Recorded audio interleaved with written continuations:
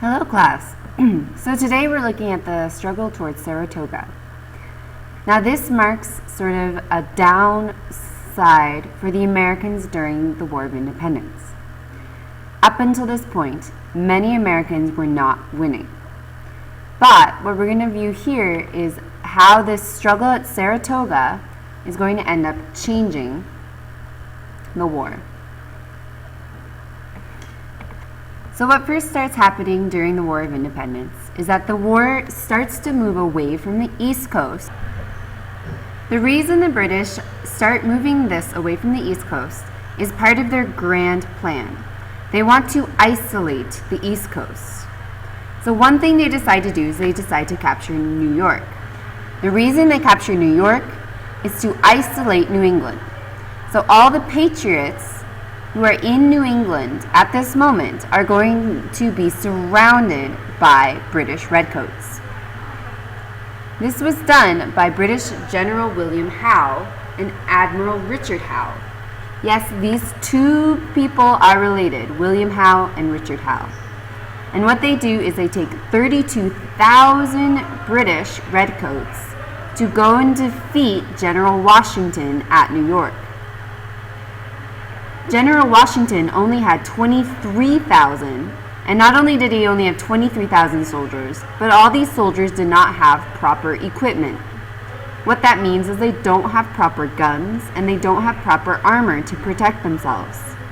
Unlike the British, who have quite a large army and also have the money to sort of fund a well-equipped army. This is happening in August 1776. What ends up happening is that the British end up winning this battle, and they end up pushing General Washington and whoever is left of his 23,000 people in his army back to Pennsylvania. Here we have a picture of Washington. Now here, if you don't know, Washington is pictured right in the middle of this boat.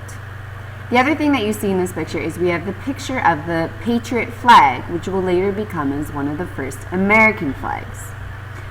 What Washington is doing here is after he's pushed into Pennsylvania, he does not give up. He ends up sailing across the Delaware. This is known as the Battle of Trenton. Washington ends up retreating from New York, and the British take over. He is pushed back to Pennsylvania. At this point, Washington needs a win. His army is slowly starting to lose faith. What that means is they are not sure that independence is worth fighting for if they're losing. But on Christmas Eve in Trenton, New Jersey, which is sort of pretty close to New York City, Washington decides to sail a group of men, 2,400, across the Delaware River. That is what's pictured in this picture. Because he's going in the evening, he's actually surprise attacks the Hessians. Now the Hessians are on the British side. They are German troops paid to fight for the British. What ends up happening is he actually wins. Because the Hessians were not expecting Washington and his 2,400 men, he is able to easily overtake this army. This is an important battle because it shows that the Americans actually can win some of the battles that they're fighting. 8 days later, we have another victory for the Americans. This victory is at Princeton, and it is against 1,200 British redcoats. This point in red is important. I would suggest that you write this down right now. Both victories allow Washington to keep his troops motivated for independence. So these victories are important to make Americans motivated to keep fighting for independence. Here we have another fight for Philadelphia. Now at this time, Philadelphia is actually taken over by the Americans. This is where the Continental Congress is held. But the British know that Philadelphia is the main source for Americans and patriots. So what they do is General Howe tries to capture Philadelphia in 1777. As we see, this Continental Congress, this is where those 56 delegates wrote the Declaration of Independence. They end up having to flee Philadelphia. Washington and his troops, they are trying to block the British, but ultimately Washington and his troops end up failing. What that means is that the British have now taken Philadelphia. This is another lose for the Americans.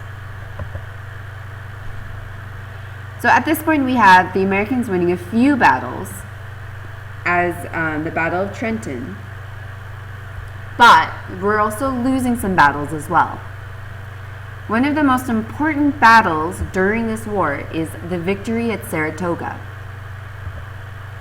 Now at Saratoga, we have a British general, I'm going to probably mess up his name, Burgoyne.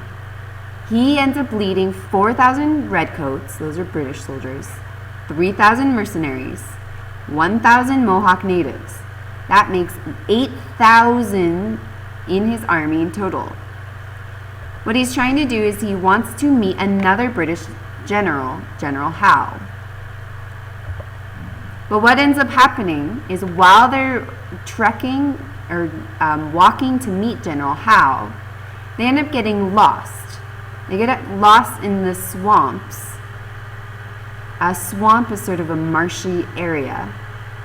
And ultimately this leads them to sort of get low on their food supplies. Now the Americans heard wind that these British, this 8,000 British army, that they are lost at Saratoga. So what they end up doing is that an American general, General Gates, he ends up gathering his soldiers and surrounding Saratoga where the British were lost.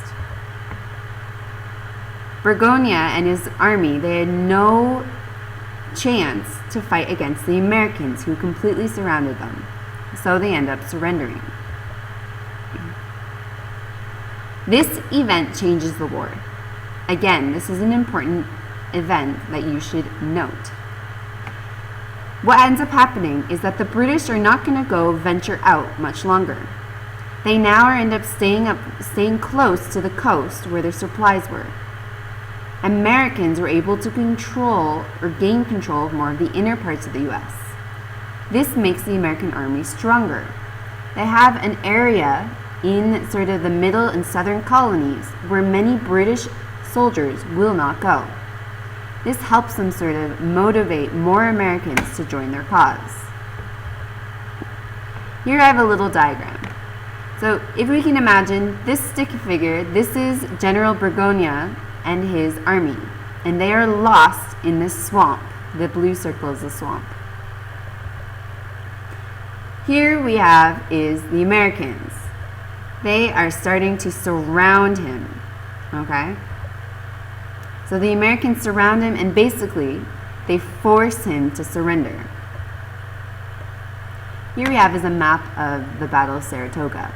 So it's the same thing. We have the American troops in the blue. We have the British troops in the red, okay? So basically, here we have the British troops, they're getting lost. American troops end up surrounding them. Now I want you to take a minute and pause, and I want you to read through this comic. I'm also going to have you read this in class next week. The struggle at Saratoga was a victory for Americans, and this also represents a turning point for Americans in the Revolutionary War. Here we have a picture. It's a little unclear, but you can sort of make out the figures. We have is Washington in the middle. He's American. We have the French over here, and we have the British over here. So the victory at Saratoga, the reason this was a turning point is this ends up getting the French involved. The French had been sending Americans weapons. The reason the French were getting involved is because they were still bitter about losing the French and Indian War. Now, if you remember, we've talked about the French and Indian War before. The French and Indian War, France lost a lot of their land in the New World to the British. So the reason the French decide to help Americans is the Americans are fighting the British. After the victory at Saratoga, France decides to recognize that America is independent. They also sign an alliance in 1778. What this alliance states is that France is not going to be at peace with Britain until Britain acknowledges that America is independent. The reason why this is important is because now America is starting to be recognized as their own country by other people in the world. Up until this point, there was not many involved in the American Revolutionary War except Americans and British. This marks that more countries are starting to identify with Americans. Here we come to the winter at Valley Forge. Here is a picture of George Washington. Now, as you can see in this picture, there is a lot of snow on the ground. That is because it is very cold. Again, we have the Patriots flag in the background.